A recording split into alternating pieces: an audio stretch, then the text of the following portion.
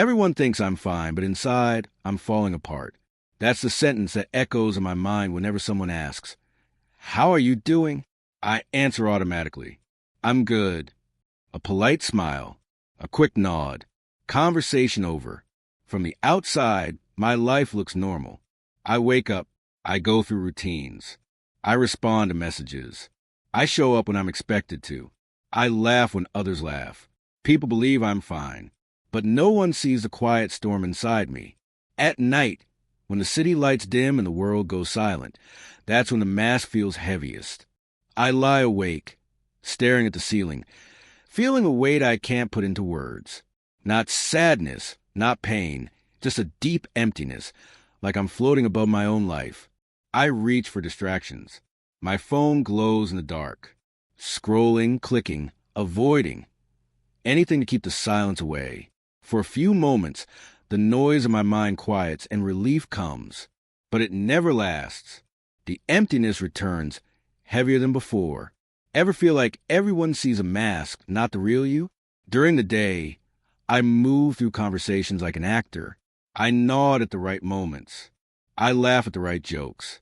I listen carefully, even when my mind is somewhere else entirely. People trust what they see. People believe the mask. Inside, confidence feels fragile.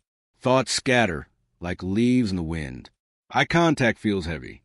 I avoid stillness because stillness forces me to face the part of myself I've been hiding. Something is off.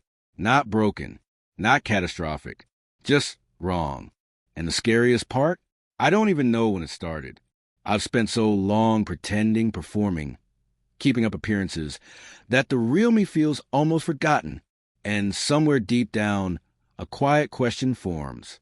What if the thing I'm hiding is slowly taking over the parts of me I thought were mine? I don't have the answer yet, but the question lingers, unrelenting, in the stillness of the night, like a shadow moving across my thoughts, waiting for me to notice it, and forcing me to wonder whether anyone would recognize me if I finally let the mask fall. There's a subtle kind of pressure that no one talks about, the quiet pressure, the one that doesn't shout, doesn't demand attention, but never lets you forget it exists. It starts early in the morning, sometimes before your eyes even open. You scroll through feeds, glance at emails, see everyone else moving forward while you feel like you're standing still. Friends, colleagues, strangers, even people you barely know, seem to be living lives that are perfectly timed, perfectly paced. And there you are, stuck in the middle of your own mind, wondering how everyone else seems so far ahead. It's not dramatic. There are no deadlines being shouted at you, no urgent alarms telling you to catch up. It's quieter than that. Insidious. A slow, gnawing feeling that you're failing, not in the eyes of the world, but in the quiet corridors of your own life. I remember sitting at my desk one evening, staring at a blank page on my computer. My friends had already finished projects, posted updates, celebrated milestones. And I, scrolling, staring, hesitating, felt the weight of the world inside my own chest. My heart raced with a tension I couldn't shake, yet I couldn't explain it to anyone. The quiet pressure whispers constantly, "You should be further along. You should be doing more. You're lagging behind." And it's exhausting. You try to keep up. You mimic habits. You push yourself to match the speed of others. But the pace isn't yours. Every step feels heavy, calculated, draining. And the irony is, it doesn't bring relief.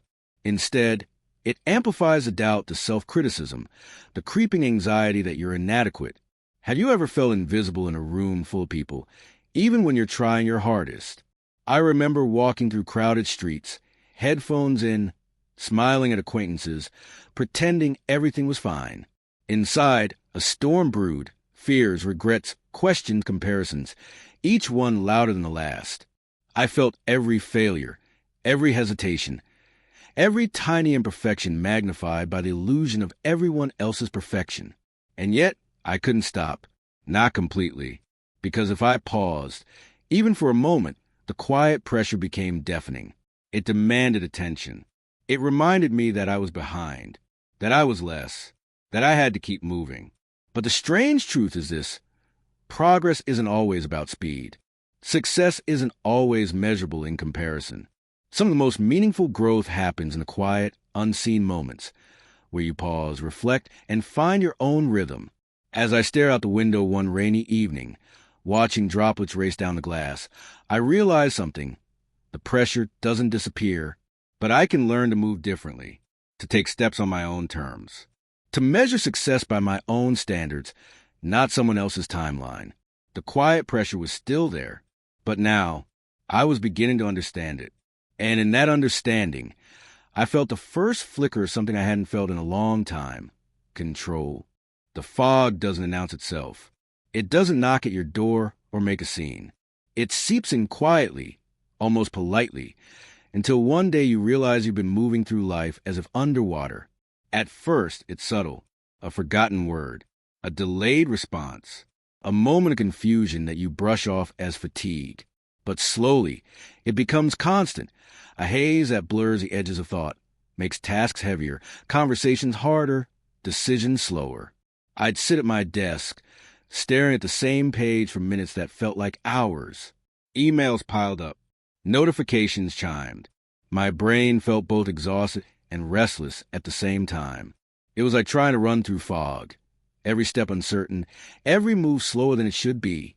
Have you ever felt awake but not really alive? The fog follows you everywhere. Into conversations, where your replies feel delayed, rehearsed, hollow. Into meals, where flavors feel dull. Into quiet moments, where your own thoughts echo with fatigue and worry. It's not just distraction. It's a weight, a subtle claustrophobia that makes the world feel further away, even when you're surrounded by people. I started noticing patterns in myself I hadn't seen before. Anxiety rose without warning, leaving my chest tight, my palms sweaty, my mind racing. Small frustrations felt monumental. Emotional highs and lows were sharper and slower to fade. And yet, through it all, I kept moving, functioning, smiling, pretending. What if the fog isn't just mental fatigue, but avoidance? That thought lingered, because every time I tried to ignore it, scroll past it, distract myself, it only thickened, like the fog since I was running from it. And then there were the nights, long, silent, where the fog became a mirror, reflections of doubts I didn't want to face. The gap between who I wanted to be and who I was seemed impossibly wide. But in the stillness, a small flicker appeared.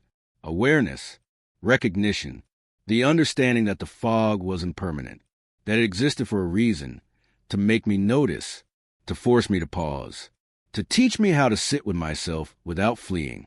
As I breathed in the quiet, I realized that clarity doesn't always arrive fully formed. Sometimes it begins with noticing the fog itself. And in that noticing, the first step toward finding focus begins. The fog is still there, but now I can see a path through it.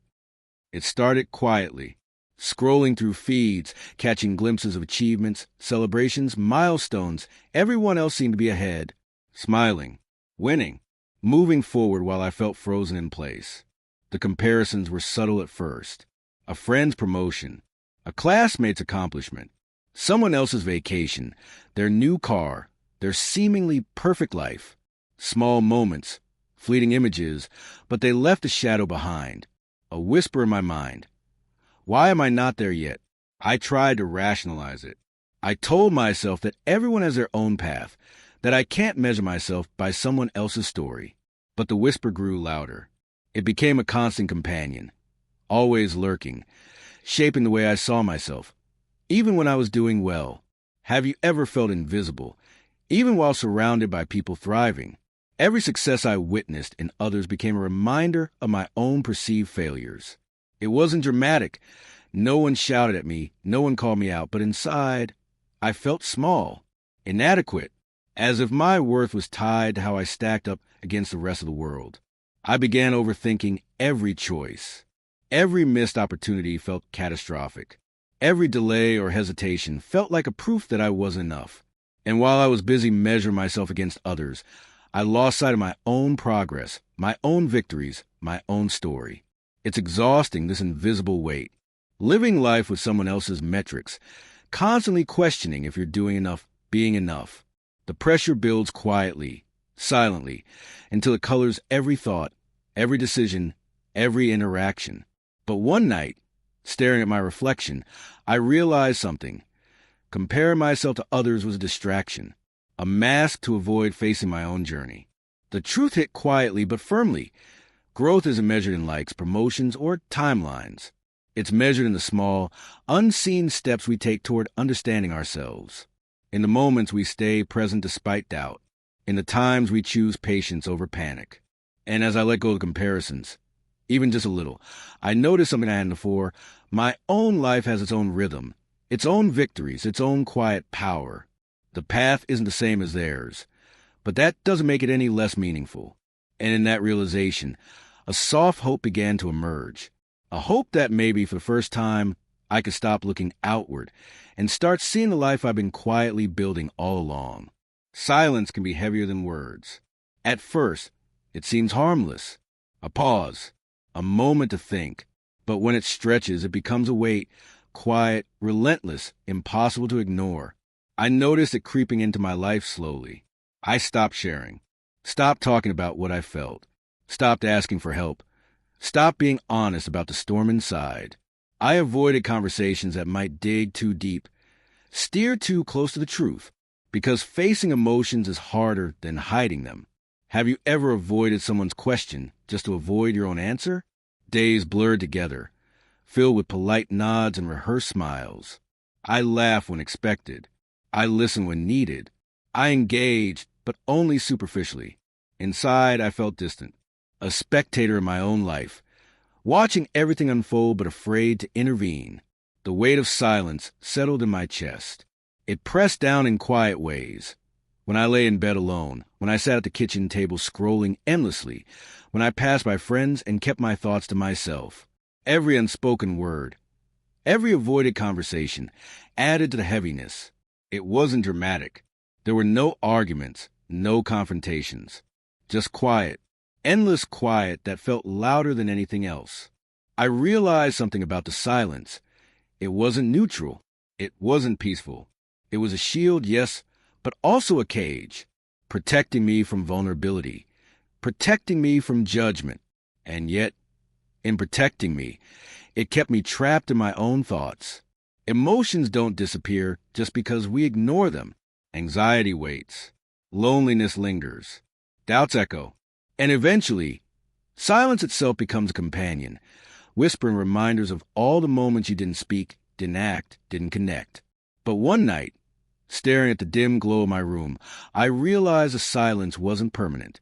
The weight was heavy, yes, but it was also a signal, a message that I couldn't keep avoiding myself forever, that the only way forward was to confront the emotions I'd buried. And in that realization, I felt the first flicker of courage, small, hesitant, but unmistakable. The courage to speak, to feel, to be present in ways I had avoided for far too long. The silence didn't disappear. But for the first time, I wasn't afraid of it. There's a moment when pretending stops working, when the mask you've worn for months or years starts to feel heavier than the relief it once gave. The small distractions no longer quiet the noise inside. The carefully rehearsed smiles falter. The polite nods feel hollow. And suddenly you realize you can't hide anymore. I reached that point slowly, almost imperceptibly.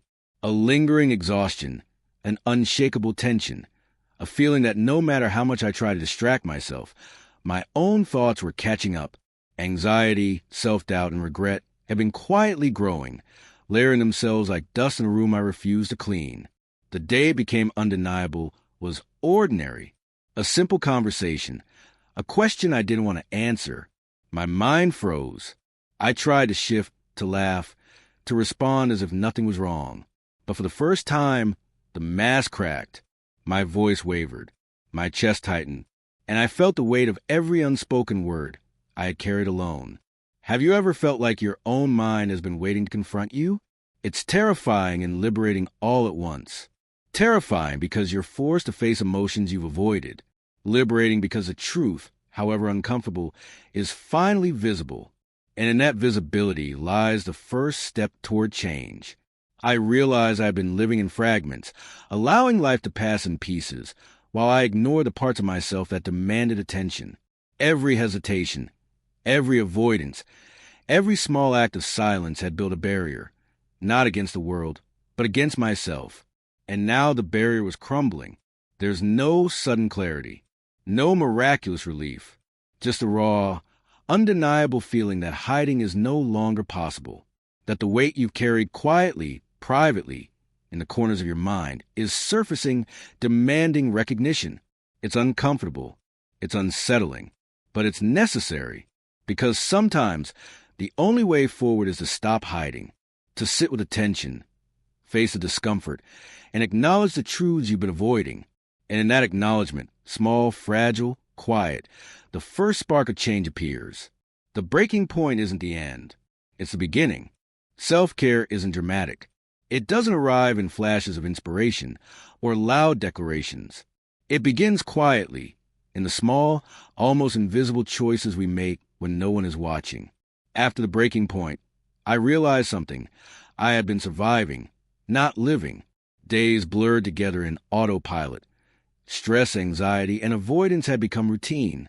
And in that routine, I had forgotten what it meant to take care of myself. The first step wasn't monumental.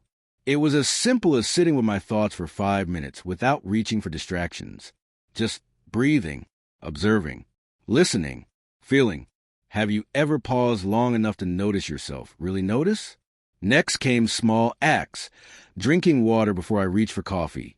Taking a short walk without headphones. Letting sunlight touch my face in the morning. Tiny habits, almost laughably simple, but each one reminded me that I mattered, that my mind and body deserved attention, care, and patience. Then came awareness. Noticing when anxiety rose, when urges to escape appeared, when negative thoughts tried to take control. Instead of reacting automatically, I paused. I acknowledged. I chose.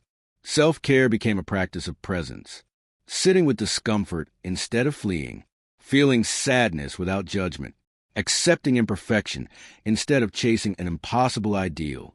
Every small step reinforced the idea that I had agency over my mind, my body, my life. And slowly, almost imperceptibly, control returned. Not the loud, dramatic kind, but quiet, steady, reliable. The kind that grows in moments of patience, observation, and self-compassion. I realized that self-care isn't a single act.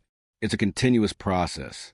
A series of choices made daily, quietly, often unnoticed. And in those small steps, something shifted. The weight of avoidance lifted just a little.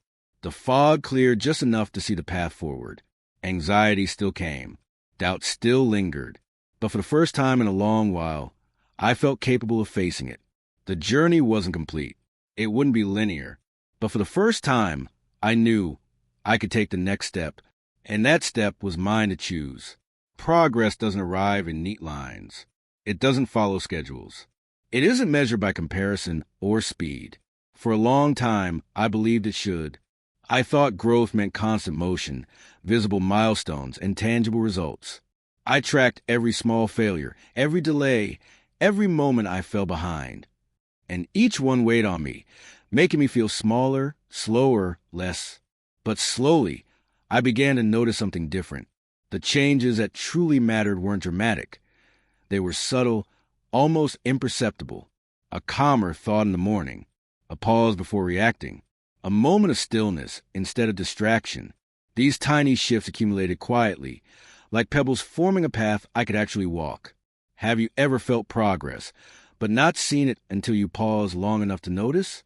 I realized that my mind had been conditioned to expect linear growth, constant improvement, immediate results. And when life refused to comply, I punished myself. I judged myself. I compared my journey to an impossible standard. But growth isn't linear. It zigzags. It stumbles. It loops back, sometimes hiding the progress you've already made. Accepting this was liberating. It gave me permission to move at my own pace, to acknowledge that setbacks are not failures, but part of the journey, that sometimes the most meaningful victories are the ones no one else sees, the quiet acts of self-awareness, the courage to sit with discomfort, the decision to keep going when it feels like nothing is changing. And in accepting my own rhythm, I found freedom. Freedom to live without constant pressure. Freedom to notice the small moment of clarity, control, and self-respect that had always been there, even when I was too distracted or anxious to see them. I began trusting myself again, trusting that even if progress isn't obvious, it's real, that even if I fall, I can rise, that even if the path twists unexpectedly, I can find my footing. The pace I was seeking wasn't imposed by anyone else. It was my own journey, my own timing. And in that realization, I understood something essential. True growth is not a race, not a comparison, not a timeline. It is a quiet, consistent choice to keep moving, step by step, moment by moment, at your own pace. And for the first time in a long while, I felt steady. For a long time, I believed I was alone with the weight of my thoughts, alone with anxiety, with self-doubt, with the pressure to keep up, alone even in a room full of people. I believed no one could understand the quiet battles that unfolded behind my polite smiles and rehearsed conversations. But slowly, I realized something profound. I wasn't alone. The realization didn't come with a sudden revelation. It came quietly, almost imperceptibly, in moments of reflection, in noticing that others carried their own invisible struggles, in hearing a friend admit to feeling off even when everything seemed fine, in understanding that resilience isn't always loud. Sometimes it's a quiet act of surviving, day by day, step by step. Have you ever felt like your struggles are invisible, only to discover they're shared by so many? Coping doesn't always look dramatic. It doesn't require grand gestures or perfect strategies. Sometimes it's about showing up for yourself, even when your mind screams otherwise. Sometimes it's about choosing to breathe when panic rises, sitting with discomfort without fleeing, acknowledging sadness without letting it define you. I learned that hope isn't always explosive. It doesn't announce itself with fireworks. Sometimes hope is a small flicker that keeps you moving forward despite uncertainty, the subtle strength that nudges you to keep choosing yourself again and again. I began noticing the resilience I had forgotten I possessed.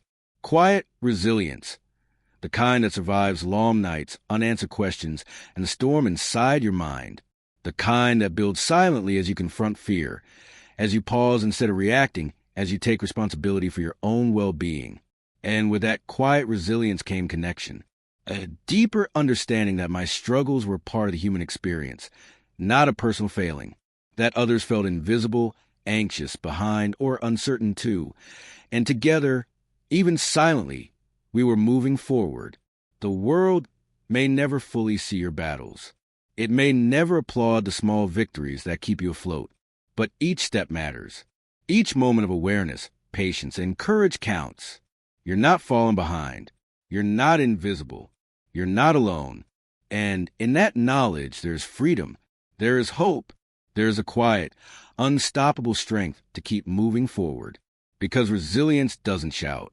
It whispers. And you have been listening all along.